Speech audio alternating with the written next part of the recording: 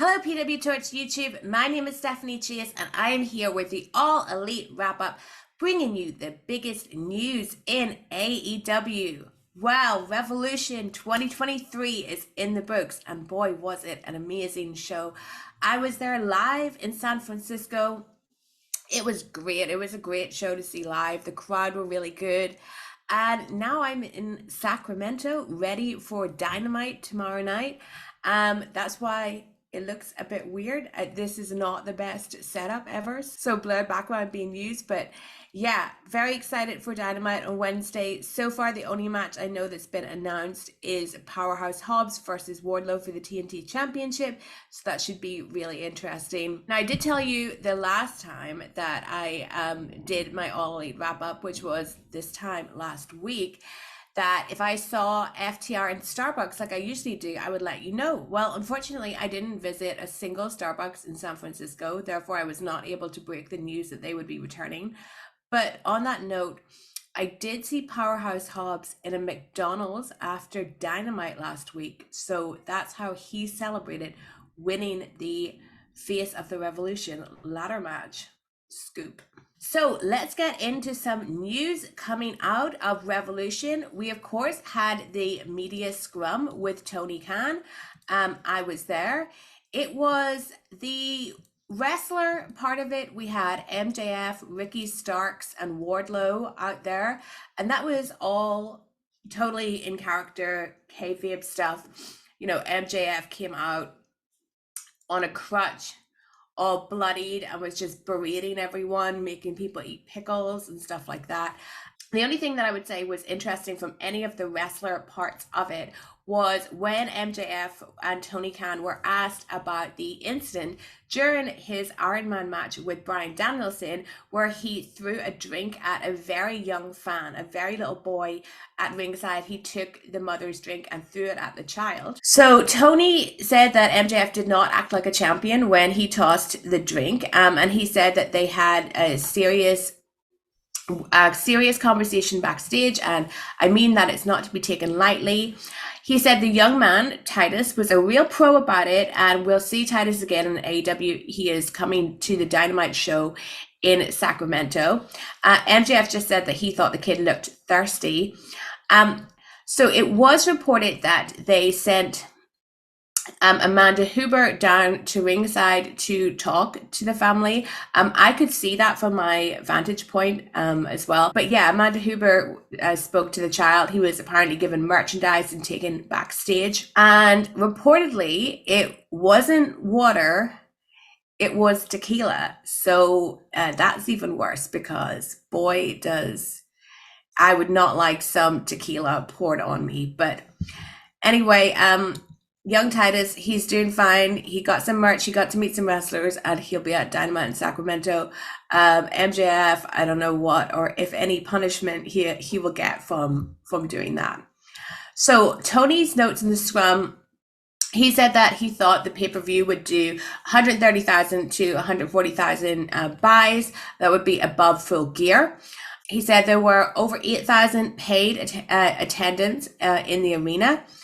And then he also talked about the Ring of Honor Club. He said that they have 12,000 subscribers, which is a record number for the streaming service. Obviously, the first edition of Ring of Honor TV aired last week. When asked about bringing in Mercedes Moné, he noted that he has great respect for that wrestler, and any wrestling company would be lucky to have her.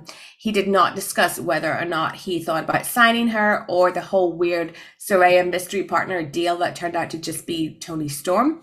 When asked about Kenny Omega's contract status, he just put him over as a great wrestler and said he hopes he is in AEW for a long time to come. When it came to the video game, he said that it was done, but he couldn't announce a date. I asked him what he thought was a four-part question, but I would say it was a two-parter. I asked him about the fact that before Full Gear in November, AEW said that there would be big news about a UK show coming. And I remember this very distinctly at that time, because I was going to be at the Dynamite where they were going to announce details. And I actually, was asking if I could get any heads up in the announcement, and I was just told no. So then the announcement just turned out being that they would be doing a UK show at some point next year. And they announced that it would be in London, which was probably where anyone would have placed their bet. Um, so I asked him if there was any update on that and why. He had said that they had this UK announcement, and since November, the most we've heard that is just going to be happening next year in London, but absolutely nothing more. So I asked him why he did that, if there was any update, if this was something Jeff Jarrett was helping on.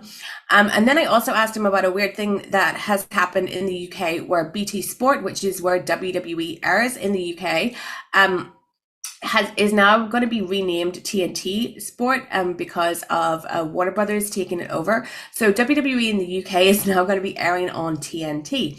So I asked him if that kind of affected any of his, because his UK TVD rights is with ITV, totally different network here in the UK. So I asked him about it, like if he had any thoughts on that or any effect on that.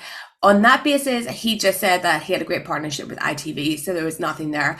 And there was also nothing there with the UK stuff. He said that they're, making progress in their plans and it is going to happen, but he didn't have a date to announce or, any kind of reasoning for why they had really like kind of jumped the gun on announcing this so early, when it seems that they had nothing more concrete to say than that it would be in London. So that was the scrum. Other news, we find out that Double or Nothing is going to be in Las Vegas, of course, like it always is. They're doing a week in Vegas, so same as last year. They're going to have Dynamite and Rampage at the MGM Grand, May 24th and 25th. And then Sunday is Double or Nothing in the T-Mobile Arena in Las Vegas.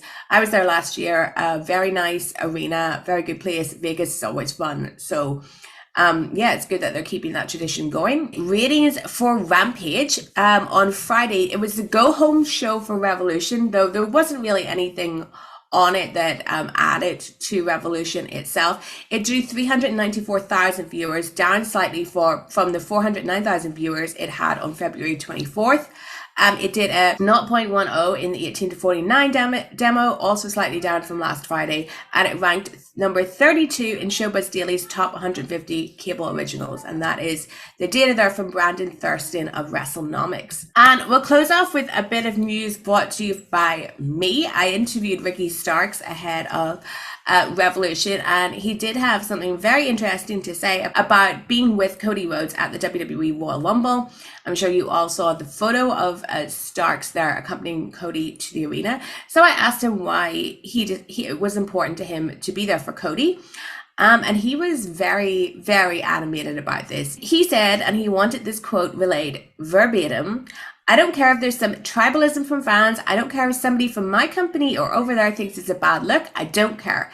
That's my friend, and one thing about me is I'm going to genuinely be a friend no matter what.